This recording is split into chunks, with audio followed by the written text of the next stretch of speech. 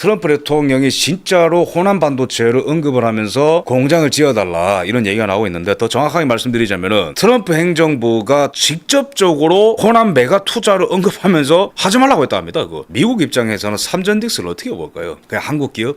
아니죠. 중국을 찌를 수 있는 큰 창이 필요한데 그 창을 지탱할 수 있는 봉으로 볼 겁니다. 그쯤으로 볼 거예요. 그죠? 그래서 반드시 필요한 건데 왜 그거를 갖다가 미국에 지어도 모자란 방정 호남에다가 그걸 투자해버리냐. 여러 걱정이 들 거예요. 미국에 투자하기 싫어서 저런다. 다 알고 있을 겁니다. 게다가 호남에 투자함으로써 미군 보고 방 빼라고 그러는구나. 그 모든 걸 간파하고 이제 제동이 들어가는 거죠. 그래서 어떻게 보면은 지난 한 6개월간 이재명 집단에서 나왔던 메시지들을 종합해보면은 트럼프 행정부가 정말로 많이 참다가 철퇴를 한 방 최근에 때린 거다 유추할 수 있습니다. 그래서 조현이 2월 달에 얘기한 거죠. 통상 관련 공약 이행과 관련해서 미국 측의 내부의 분위기가 좋지 않다는 상황을 솔직하게 공개하겠다. 4월에도 한미 이상 기류가 있다라고 인정을 한다. 왜 이런 말들이 나오는 거죠 당시에? 쿠팡 북한의 뭐 핵시설 같은 거를 이제 정동영이 뭐 얘기를 한다라든지, 전자권 전환 관련해서 뭐 이견이 있다라든지, 그죠? 미국에 뭐 투자를 뭐 제대로 안 한다라든지, 그러니까 정통방법을 하지 말라고 하는데 시행을 한다라든지, 여러 가지 것들이 나오고 있었는데, 특히 트럼프 대통령이 최근에 이재명 얘기를 많이 하는 것도 어떻게 보면 시점을 봤을 때 묘하게 맞물리는 거죠. 이란 전쟁이 마무리가 되고 있고 6월 말에 호남 800조 투자가 발표가 되면서 이재명이를 냅뒀다가는 정말로 큰일 나겠다라는 거를 여러 가지로 느낀 겁니다. 손은보 목사님 만나서 여러 얘기를 좀 들었을 것이고,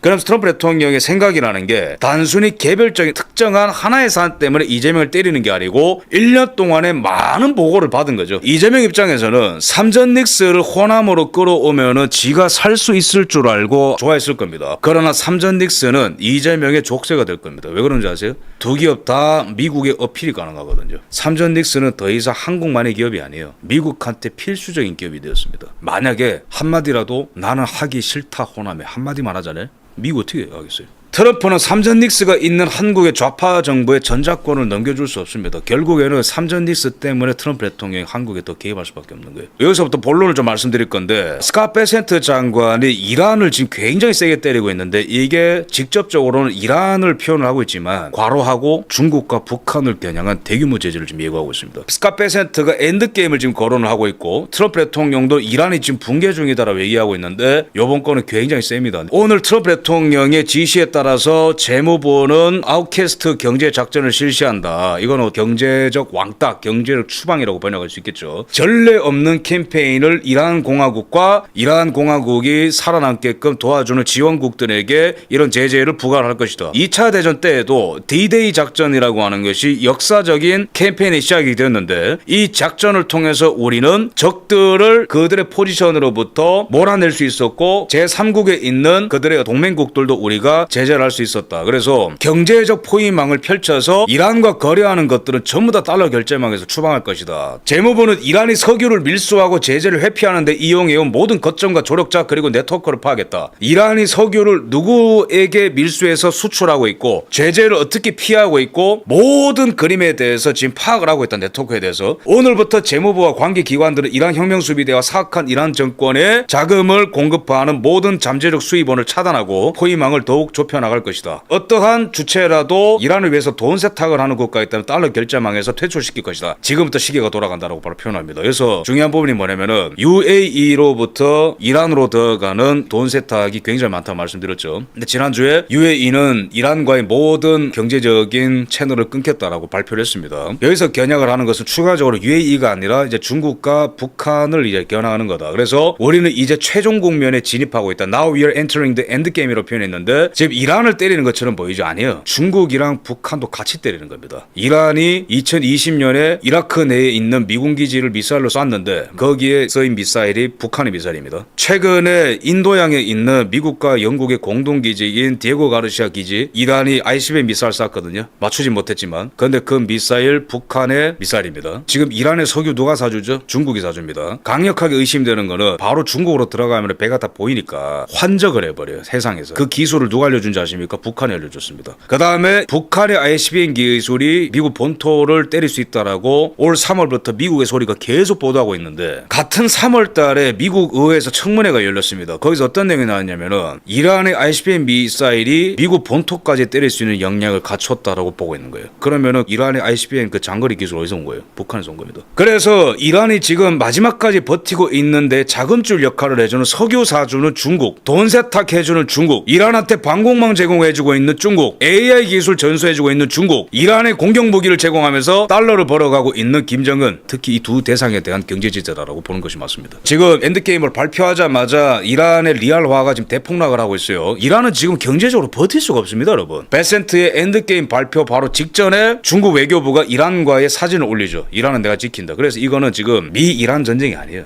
미중 전쟁입니다. 베네수엘라 마두로를 잡아간 사건도 중국의 꼭두각시를 잡아간 사건입니다. 그런 차원에서 봤을 때에 김정은을 지금 미친 듯이 흔들어대는 트럼프 대통령 속성이 뭘까요? 심심하니까 놀아보자 할까요? 아닙니다. 시진핑을 흔드는 거예요. 이란 전쟁에서 망했기 때문에 북한으로 가는 게 아니라 논리적으로 상식적으로 말이 안 돼요. 이란 전쟁이 망했는데 어떻게 더 정치적인 리스크가 큰 한반도 문제를 개입합니까? 트럼프 대통령이. 이란이 거의 끝났기 때문에 한반도로 오는 거예요. 이란이 거의 끝장났기 때문에 한반도도 흔들어서 시진핑한테 한복선언 받아내려고 하는 겁니다. 이스라엘이 이란을 때릴 때에도 군사 공격에 깊은 우려를 표명한다라고 중국이 밝혔고 이란의 주권과 안보비 영토 보존을 존중된다고 얘기를 했기 때문에 이스라엘과 이란이 서로 싸우는 것 배후에도 중국이 있었고 이 모든 것은 다 미중 전쟁의 하위 차원에서 일어나는 것이다. 러우 전쟁도 마찬가지입니다. 러시아가 지금 군사력을 앞에서 쓰고 있지만은 실질적으로 뒤에서 에너지원을 공급하는 건 누구죠? 중국입니다. 그죠? 그것도 미중 전쟁의 일환으로 보고 있는 거죠. 그러므로 트럼프 대통령이 이재명한테 이란 전쟁을 도와달라고 하는 거는 너 중국 편이야 내 편이야 물어보는 거예요. 미국에서 야 리짜이밍 너네 나라 좋은 무기 많으니까 우크라이나 좀 도와줘라라고 물어보는 거는 러시아 편이냐 우크라이나 편이냐 물어보는 게 아니에요. 중국 편이냐 미국 편이냐 물어보는 거란 말이에요. 이란한테 중국 이렇게 무기 주죠. 방공망도 주고 석유도 사주고 이란의 지정학적인 가치를 보면은 중국한테 있어서 이란은 중국의 서부 육상 해상 연결망과 파키스탄을 잇는 전략적 요충지고요. 서부 국경 안보 즉 이란 파키스탄 아프가니스탄을 지켜야 신장 티베트로 가는 완충지대를 만들어낼 수 있습니다. 그래서 이게 지경학적으로 보면은 이란의 석유를 뺐으면은 중국의 제조가 무너지죠. 일상이 무너집니다. 그냥 지정학적으로 보면은 티벳과 위구르 앞에 요충지가 있어야 되는데 이게 붕괴가 돼버리면 이빨이 다 빠져버리는 거예요. 그래서 이게 미중 전쟁이에요. 쉽게 말하면은 트럼프 대통령이 천재인 게 뭐냐면은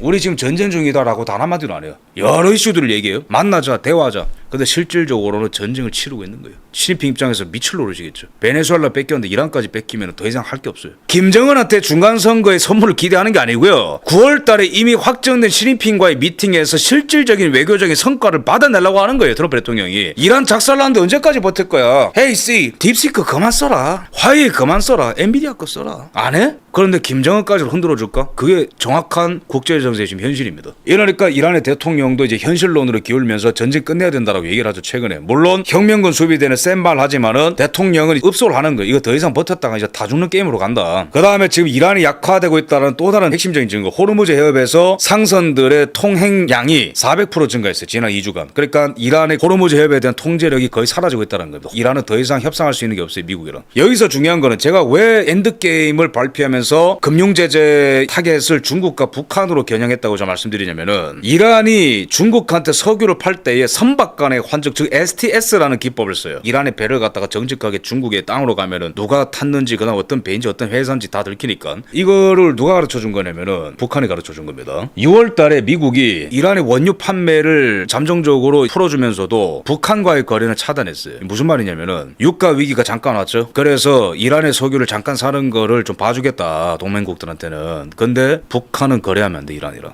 북한과 이란이 석유를 거래해 오고 있다는 거예요. 이란이 미국의 봉쇄망을 피해서 원유 환적을 했는데 북한식의 우회 수출을 하고 있다더라. 6월 8일 북한이 가르쳐준 겁니다. 이 기술. 이란은 북한에게 석유를 수출하고 북한식 환적 기술을 써서 중국한테 석유를 팔아서 달러를 벌어 들어와서 전쟁 자금으로 쓰는 거죠. 그래도 모자라 중국과 북한이 무기를 주는 겁니다. 한 세트. 이란, 중국, 북한 한 세트입니다. 미국은 러시아 이란 붕괴 위해서 김정은 개별 관리 필요성을 지금 느끼고 있는 겁니다. 트럼프 대통령이 하메네이를 왜 죽였죠? 비핵화입니다. 핵은 이란이 러시아 돈 받아가지고 만들었다 쳐. 근데 ICBM 기술 어디서 왔냐? 이게 지금 너무 궁금한 거예요. 미국이. 북한에서 줬습니다. 이란 전쟁 최근에 일어나고 난 다음에 인도양에 있는 디에고 가르시아 미군 기지에다가 이란이 ICBM 기술을 쐈는데 이것도 북한의 무수단 미사일이다. 근데 이란만 죽이고 북한을 냅둔다고요? 그럴 거면 트럼프 대통령이 취임식 때 왜 주한미군을 띄워가지고 화상통화했습니까? 급조된 한반도에 대한 어프로치가 아니라는 거예요. 이란이라는 나라가 전쟁을 할수록 러시아가 전쟁을 할수록 돈을 버는 데가 어디다? 북한이다. 러시아가 전쟁을 하면 파병해서 돈 벌고요. 이란한테 무기 제공하면서 돈을 버는 게 김정은이다. 때로는 물물교환으로 석유를 받기도 한다. 근데 이런 거래하는 것들이 이제 다 죽는다는 거예요. 트럼프 대통령이 이런 얘기했죠. 이란을 때리고 난 다음에 미친 자들에게 핵을 맡길 수 없다. 복수로 썼습니다. 미친 자들. 그 다음에 최근에 김정은이 핵을 57개를 갖고 있다는 걸 안다. 이란은 핵을 못 가지지.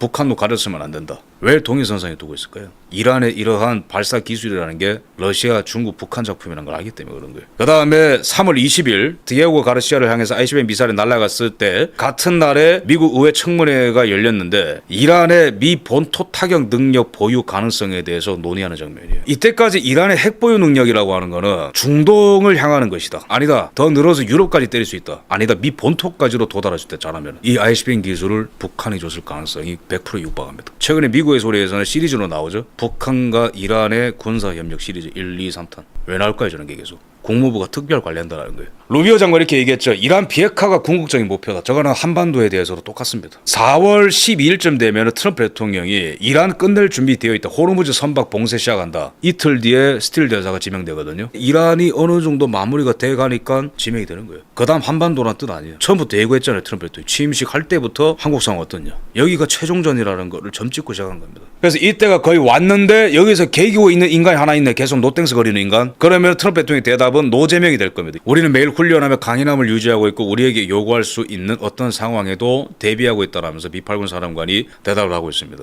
여기서 트럼프 대통령이 굉장히 훌륭한 답변대로 얘기를 해요. 한국이 필요 없다라면은 애진작에 다 뺐을 겁니다. 트럼프 대통령의 결단력이면은. 독일에서도 막 빼고 막 시원하게 다 하잖아요. 근데 주한미군이 필요 없고 김정은에게 한반도를 넘기고 트럼프 대통령의 정치적인 이득을 거둘 거면은 나오라고 했을 것이고 매일 전쟁한다는 각오로 훈련 중입니다라고 하는 저분들에게 칭찬할 필요가 없어요. 지금 트럼프 대통령이 한반도를 많이 언급하는 것을 봤을 때 특히 한미 연합훈련을 축소해도 된다라고 말하는 걸 봤을 때 뭘 느꼈냐면은 자신 있구나. 이제는 거의 다 중동에서의 군사작전이 정리가 되고 한반도로 힘을 집중할 수 있을 때가 됐구나라는 자신감이 있구나라고 좀 판단했습니다. 그래서 미국의 의회라든가 워싱턴에 이제 평론하는 사람들이 한국의 이재명 국민들만 탄압하고 있지 중동에도 도움을 안 주고 우크라이나도 도움을 안 주고 여러 목소리 나오는 거예요. 마이크 펜스 같이 매파 목소리를 대변하는 사람이 그래서 어제 이런 얘기를 하는 거 아니에요. 이재명이가 요격 미사일을 우크라이나에 배치할 수 있도록 기회를 줘야 된다. 하라는 거예요. 그런데 이재명의 입장은 일관되죠. 남의 나라 전쟁에 끼어들지 마라. 초보 정치인이 러시아를 자극했다. 그러니까 이제 우크라이나 사람들이 화가 나가지고 2022년에 이재명한테 이 애잔한 리더에게 푸틴과 똑같은 결말이 있길 바란다. 북한이 쳐들어와도 똑같이 당해라. 저기에 어떤 모양으로도 도움을 주지 않고 우리가 어떻게 나중에 한 번 더 유사시 국제사회에 도움을 요청하겠어요. 말이 안 되는 거거든요. 더 이상 이재명과 계길 수 있는 상황이 아니에요. 보세요. 이거 지금 이탈리아도 지금 수상한 화재가 많이 나죠. 영국 정보국에서는 러시아의 소행이다라고 지금 보고 있습니다. 유럽 각지에서 지금 여러 물류 창고라든가 군수 공장에서 불나고 있거든요. 미국에서도 나토 미국 측 대사가 팍스뉴스에서 계속해서 푸틴이 지금 나토의 방공망을 노리고 있다고 얘기하고 있거든요. 그러면은 이제는 어떤 얘기가 나오냐면은 재명아 너 보고 육군을 무슨 몇십만 명 데려와가지고 참전하고 얘기 안 할게. 우크라이나한테는 무기라도 좀 보내라 라는 문의가 쇄도할 것이고 이재명은 그거를 반대하는 좌파들 틈에 끼어가지고 아마 죽음의 나날들을 보낼 겁니다. 만약에 우크라 지원도 노땡스를 하게 된다라면 다카이치는 지원하던 데라면서 트럼프 대통령이 응수를 할 거예요. 일본은 엄청나게 도움 많이 주고 있습니다. 나토에 지금 자위대도 파견한 상태고요. 최근에 해외 수주 방산 4전 4패했다라는 거 제가 자주 말씀드렸죠. 구체적으로 통계를 봐도 미국의 락히드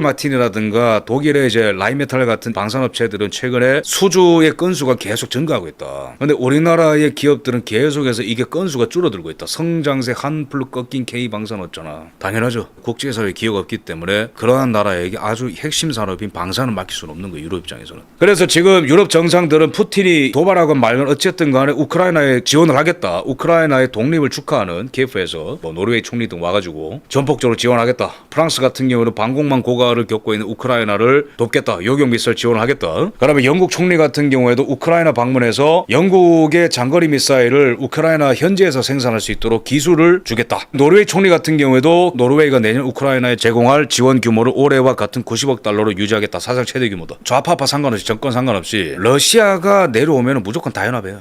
유럽은 원래 그래요. 얘네들은. 특히 우크라이나가 밀려버리게 되면 본인들 손에 피를 묻혀야 되기 때문에 우크라이나가 반드시 러시아와의 전쟁에서 비기거나 이기기를 학수고대하고 있을 겁니다. 근데 여기서 딜레마가 뭐냐면은 무기 생산을 하려면은 국방비를 많이 써야죠. 국방비를 많이 쓰면은 복지 예산이 줄어듭니다. 그래서 지금 각지에서는 전쟁 반대 시위도 일어나요. 정권 퇴진 운동도 일어나죠. 그럼 유럽 지도자들의 딜레마는 뭐죠? 푸틴 전만 없으면은 좀 살 것 같은데 유가도 진정되고 푸틴 전만 없으면 트럼프 대통령한테 혼나지 않아도 될 텐데 국방비 써라고. 근데 실질적으로 보니까 이건 뭐 중국이나 북한이 뒤에서 전쟁 다 돕고 있는 거예요. 근데 이재명은 뭐 하고 있지? 언제까지 노땡스로 버틸 수는 없는 거예요. 재명아. 제가 이 구도를 보는데 이재명은 이거 빨리 감옥에 가는 게 나아 아니면 빨리 관타나모로 막는 가든가 싸움에서 이 버틸 수 있는 이게 라인이 아니라니까. 얘는 이미 노선 자체가. 결론 이재명 이란 전쟁도 노땡스 우크라도 노땡스 그럼 앞으로 이제 노 이재명이 될 것이다.